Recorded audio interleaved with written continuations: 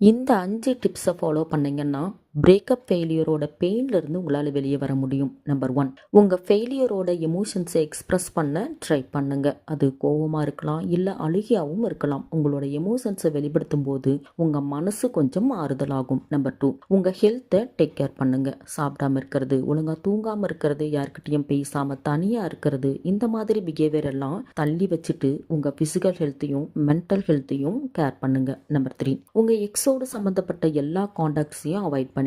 ஏன்னா அந்த காண்டாக்ட்ஸ் எல்லாமே எப்பவும் பழைய நினைவுகளை ஞாபகப்படுத்திக்கிட்டே இருக்கும். நம்பர் 4, உங்களுக்கு பிடிச்ச வேற ஏதாவது விஷயத்தில் கான்சன்ட்ரேட் பண்ண ட்ரை பண்ணுங்க. அதில் உங்களை என்கேஜாக வச்சுக்க ட்ரை பண்ணுங்க. நம்பர் 5, இந்த ஃபெயிலியர்லேருந்து நீங்கள் லேர்ன் பண்ண விஷயங்களை உங்கள் லைஃப்பில் அப்ளை பண்ணுங்க. ஃபார் எக்ஸாம்பிள், உங்களோட அளவுக்கு அதிகமான அன்போ கோவமோ இல்லை நம்பிக்கையோ தான் இந்த ஃபெயிலியருக்கு ரீசன்னா அதை உங்கள் லைஃப்பில் அளவோடு பயன்படுத்துங்க. Good luck.